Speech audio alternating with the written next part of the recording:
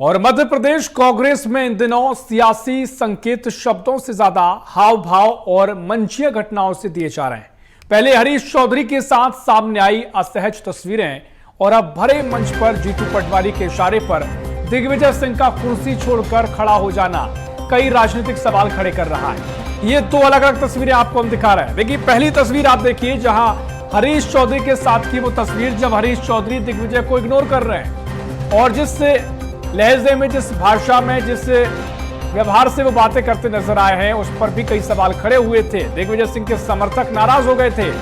अब देखिए दूसरी तस्वीर आई है, प्रेस कॉन्फ्रेंस की दूसरी तस्वीर जहां जीतू पटवारी यहां पर सिटिंग मैनेजमेंट कर रहे हैं और कुर्सी छोड़कर दिग्विजय सिंह चल देते हैं। कई तरह के सवालों के घेरे में ये तस्वीरें आ गई। चर्चा सियासी मायने निकाले जा रहे हैं। राज्यसभा चुनाव में मीनाक्षी नटराजन के नामांकन निरस्त होने के बाद जिस तरह पार्टी के भीतर नाराजगी और असंतोष की चर्चाएं तेज हुई, उससे यह धारणा बन रही है कि हार की जिम्मेदारी कहीं ना कहीं दिग्विजय सिंह के खाते में डालने की कोशिश की जा रही है। और कांग्रेस के सबसे वरिष्ठ और प्रभावशाली नेताओं में गिने जाने वाले दिग्विजय सिंह के साथ मंच पर हो रहे ऐसे व्यवहार को उनके समर्थक सम्मान के बजाय उपेक्षा के संकेत के रूप में देख रहे हैं। यदि ये महज संयोग नहीं है तो ये कांग्रेस के भीतर चल रहे शक्ति संतुलन और नेतृत्व संघर्ष की कहानी भी बयां करता है। हालांकि कांग्रेस इसका बचाव कर रही, लेकिन दूसरी ओर बीजेपी ऐसे हमलावर होते हुए कई तरह के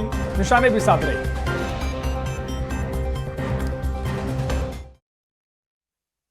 देखिए, निश्चित रूप से मध्य प्रदेश कांग्रेस में जिस प्रकार का अंतर्द्वंद अभी चल रहा है और मीनाक्षी नटराजन जी के नामांकन निरस्त होने के बाद में जो सारा का सारा ठिकरा फोड़ने का काम दिग्विजय सिंह पर किया जा रहा है, तो कहीं ना कहीं ये कांग्रेस का इंटरनल सैबोटेज था। आज उसके जो वीडियो सामने आ रहे हैं उससे उस पट हो रहा है। पहली बार हमने देखा कि जीतू पटवारी और प्रदेश के प्रभारी जीतू पटवारी जी के आश्रय पर प्रदेश के प्रभारी और दिग्विजय सिंह की जिस प्रकार से बातें हुई हैं, उन बातों के बाद आज इस प्रकार का एक वीडियो आना कि जीतू पटवारी दिग्विजय सिंह को दूसरी चेयर पर बिठाने का काम कर रहे हैं, उनको कुर्सी से उठाने का काम कर रहे हैं। तो मध्य प्रदेश कांग्रेस में सब कुछ ठीक नहीं है। राहुल गांधी की कांग्रेस और मध्य प्रदेश की कांग्रेस में जिस प्रकार की लड़ाइयां चल रही है, वो लड़ाइयां का ही परिणाम था कि मीनाक्षी नटराजन जी का नामांकन निरस्त हुआ।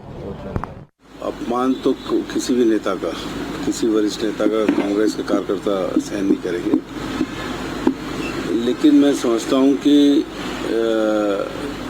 ये जो एपिसोड हुआ, मीनाक्षी नटराजन जी का जो पर्चा खारिज हुआ है, उससे सब स्थितियाँ उत्पन्न हो रही हैं। और इसमें मेन बात यह है कि एक वर्कर डिमोरलाइज हुआ है। जो एक तेज धार चल रही थी कांग्रेस की, कांग्रेस पूरी लट लेके चल रही थी और बीजेपी घबराई हुई थी। जो भी ये षड्यंत्र हुआ है, इसमें निश्चित तौर पर एक मनोबल गिरा है। लेकिन ये कांग्रेस पार्टी वो पार्टी है जो सालों साल अंग्रेजों से लड़ी और इस देश को आज़ाद करा। तो ये मनोबल बहुत जल्दी फिर वापस आएगा और लड़ाई पूरी ताकत से लड़ेंगे। तो देखिए, बयानबाजी का सिलसिला भी यहां पर तेज हो गया है और इसी खबर पर हम और चर्चा करेंगे। हमारे साथ राकेश सिंह यादव जुड़ गए हैं, जो कि प्रदेश महासचिव हैं कांग्रेस के।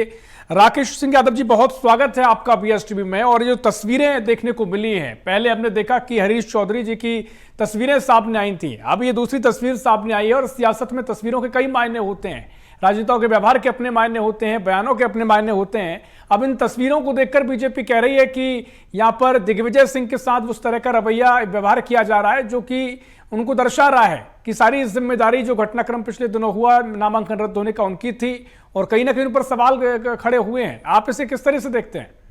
देखिए, बीजेपी ने जो षड्यंत्र रचा वो पूरे प्रदेश के सामने है। किस तरीके से नामांकन निरस्त हुआ और कैसी कैसी कार्रवाइयां उन्होंने की, चाहे हाईकोर्ट और सुप्रीम कोर्ट तक उनके जो निर्णय कराए गए किसी भी दबाव में, सबके सामने है। रहा सवाल दिग्विजय सिंह जी की बात करने का या अन्य नेताओं की बात जो बीजेपी कर रही है, वो कहीं भी सच के आधार पर नहीं है।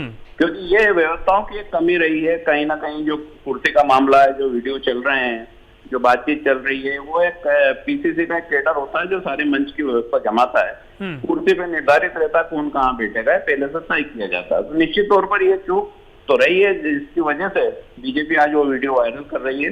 लेकिन कांग्रेस में कहीं भी ऐसी बात नहीं है कि किसी का कोई मनमुटाव है या कोई ऐसी परिस्थिति है जिससे ऐसा लगे कि नहीं, ये भी बहुत गंभीर स्थिति है। लेकिन हाँ, चुनाव में जो गलती हुई है कांग्रेस की तरफ से जो नामांकन भरने में अगर चूक रही है और हाईकमान उसकी जांच करता है तो जिसकी भी जिम्मेदारी होगी वो तय की जाएगी, क्योंकि सुप्रीम कोर्ट तक हम गए, वहां तक हमें कोई राहत नहीं मिली, तो निश्चित तौर पे कहीं ना कहीं कोई ऐसी परिस्थिति बनी है जिसकी वजह से नामांकन खारिज हुआ है। तो इसका षड्यंत्र किसने रचा, कौन नहीं, बीजेपी बिल्कुल के बिल्कुल राकेश जी, हमने आधार पिछले पर कुछ दिनों देखा कि दिल्ली में भी आला कमान की बैठक हुई और कई खबरें ये भी आई कि मध्य प्रदेश के तमाम नेताओं को फटकार भी लगी है कि जो स्थिति बनी थी वो नहीं बननी चाहिए थी। लेकिन यहाँ पर जो तस्वीरें हैं, अब इसे लेकर भारतीय जनता पार्टी खुलकर कह रही है कि भाई साहब पहली वीडियो आप देखी, वहां पर तो हरीश चौधरी एकदम सख्त तेवर में नजर आए, तो उसको लेकर दिग्विजय सिंह के समर्थकों ने भी नाराजगी जाहिर की थी। आप उनके समर्थक भी यहाँ पर विरोध करते नजर आए थे।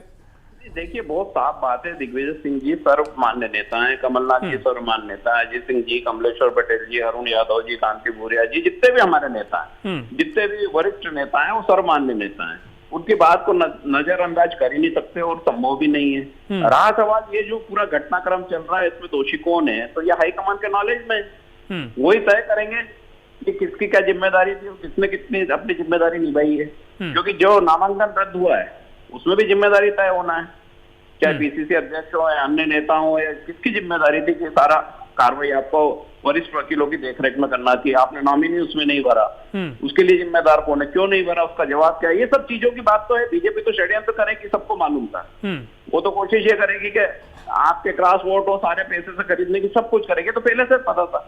लेकिन हमारी ओर से जो चूक हुई वो तो नहीं होना थी ना।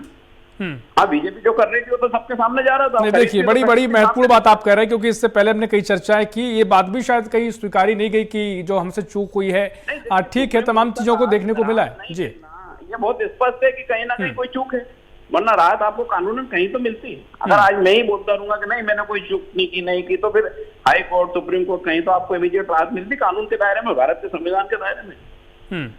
तो कहीं ना कहीं कोई गलती तो नहीं है, गलती स्वीकार करना पड़ेगी।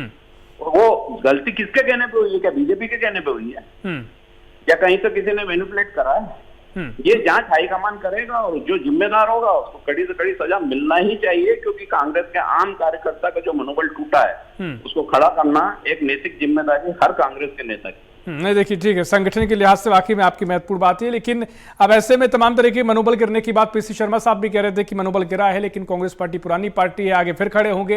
लेकिन अभी कोई कांग्रेस के भीतर कुछ चल रहा है क्या? क्या आगे मीनाक्षी खंड जो जिस तरीके से उनका नामांकन रद्द हुआ, बहुत सारी बातें बयान हमने देखे कि आगे लड़ाई लड़ी जाएगी, दिग्विजय सिंह ने खुद कहा कि फिर से वापसी करेंगे, तो कुछ आगे की रणनीति कुछ भीतर कुछ अंतर्खाने में चल रहा है क्या राकेश जी? गांधीवादी नेता है, इससे कोई इनकार नहीं कर सकता, वो 100% कांग्रेस। चलिए, ठीक है, बहुत शुक्रिया आपका तमाम चर्चा में शामिल होने के लिए। तो देखिए, जिस तरीके से ये तस्वीरें देखने को मिली हैं, अब कई तरीके से सवाल भी यहाँ पर खड़े हुए, लेकिन यहाँ पर कांग्रेस का कहना है कि कांग्रेस के भीतर सब ठीक है और जो कार्यकर्ताओं का मनोबल गिरा है वो फिर से आगे तैयार होगा और एक बार फिर कांग्रेस वापसी करेगी।